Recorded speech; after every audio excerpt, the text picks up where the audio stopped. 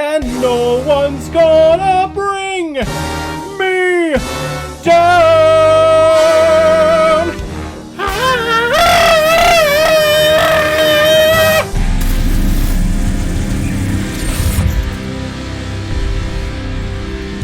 Wicked Part 1, released a couple of weekends ago in 2024, and is directed by Jon M, who is also behind such films like Step Up 2, The Streets, G.I. Joe Retaliation, Jem and the Holograms, Now You See Me Too, and In the Heights. That man has this track record and was assigned this very important and very beloved musical adaptation. Wow. I get anyone can make it here in this country. It's proof right there. And this film is starring Cynthia Erivo, Ariana Grande, Jonathan Bailey, Ethan Slater, Bowen Yang, Marissa Bode, Peter Dinklage, Michelle Yeoh, and, Jeff Goldblum. After the events of a small farm girl melting the Wicked Witch of the West with her weirdo friends, Glinda the Good Witch spreads the news that the Wicked Witch of the West has been killed, and everyone is rejoicing. However, Glinda is feeling sadness over the event, and decides to tell the people of Oz the true story of the Wicked Witch of the West, who is known as Elphaba. I want to be popular too! Did it work? So we travel back in time to when Glinda and Elphaba were roommates in school, and at first develop an extreme hatred towards each other, but that hatred slowly fades as they become really good friends and begin to love each other. And then Elphaba, throughout her entire life, has these telekinetic powers of levitation and throwing things when she gets angry, so she is summoned to meet the Wizard of Oz, and she brings Glinda, or at that point, Glinda, to the Emerald City, and then once Elphaba realizes who the wizard really is, which is a sham, she decides to defy gravity and melt all of our goddamn hearts, and it's an epic finale to this movie. And it's the epic showstopper of the 2003 musical of the same name. This is the musical number that was like, hey, this is intermission, we have the choice to either leave and go get a bite to eat, or we're coming back and we're finishing this thing.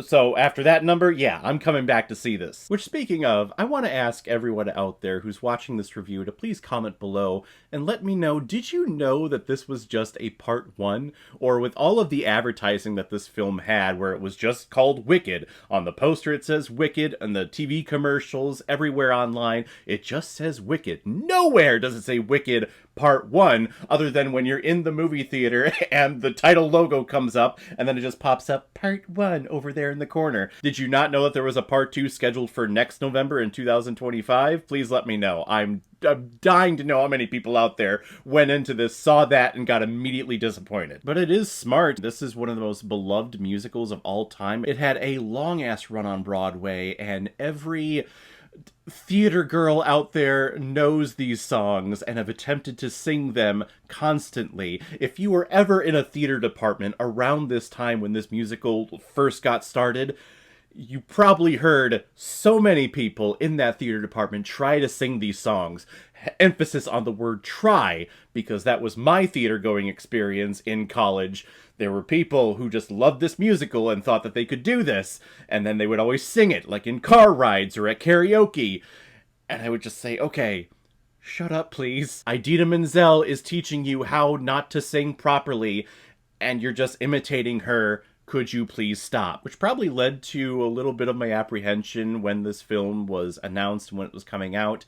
Even when they announced the cast of this, like Ariana Grande playing Glinda, like that doesn't make sense to me. Kristen Chenoweth was amazing in the role. As long as we don't have Idina Menzel back, that's perfectly fine. But after seeing this film and listening to the soundtrack multiple times already, I understand now why it took over 20 years for the musical Broadway production to be adapted for a film version.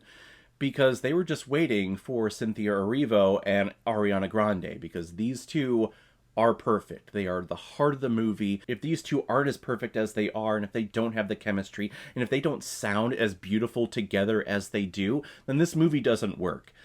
But they're perfect. They are perfect in these roles. Cynthia Erivo, I think, is beautiful, and I think her voice is great. The coloring of her voice was a little strange for me at points as Elphaba. It wasn't as sharp as I think Elphaba should be. That's just my opinion. But then we have Ariana Grande, who... Where did that performance come from? She's stellar whenever she appears on Saturday Night Live and she does impersonation. But I never knew that she had this impersonation way to switch her voice between classical, R&B, and then musical theater. It was so strange, but it was so good. She is fantastic. She was my favorite part of this entire movie. And whenever they harmonize or whenever they're singing a duet together, it flutters your heart a little bit. It sounds that great.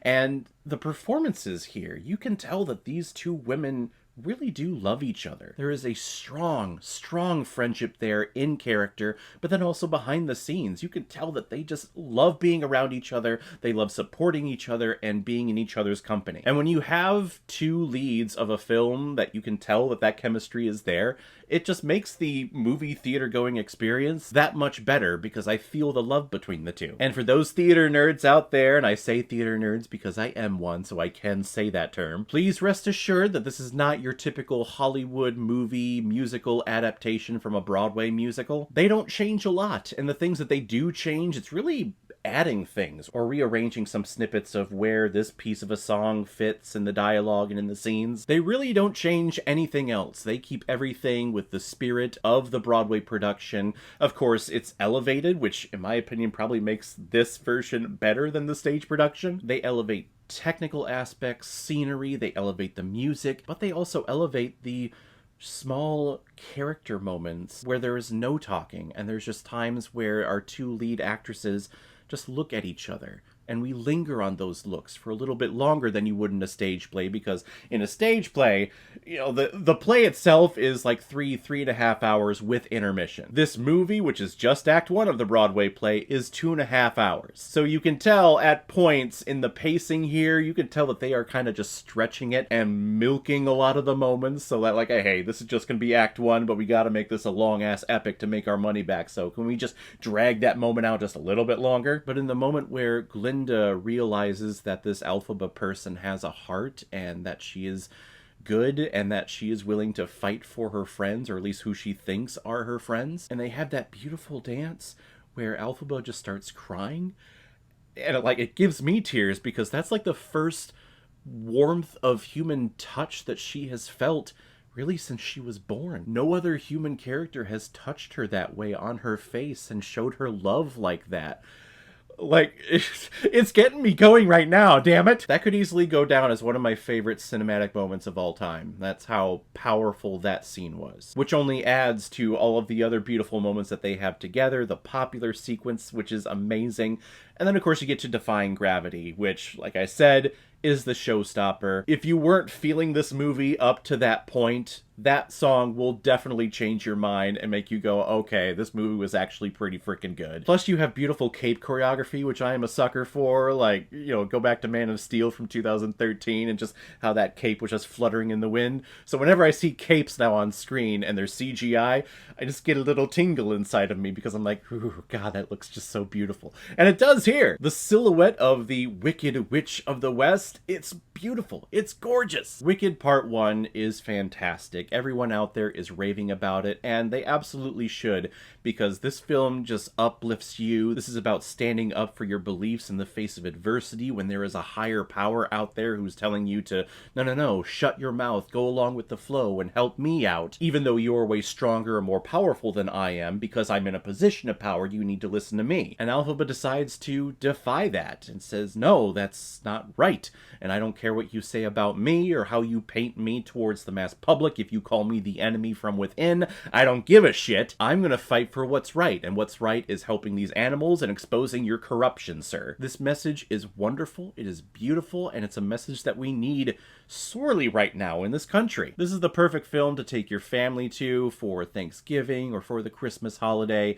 Thank God there wasn't a lot of singing during my production. I know that there's probably theater experiences out there of people listening to other theater nerds in the theater going, wait for the sing-along, people. If you want to sing along with the film, please stop. I'm going to give Wicked Part 1 4 out of 5 Blu-rays.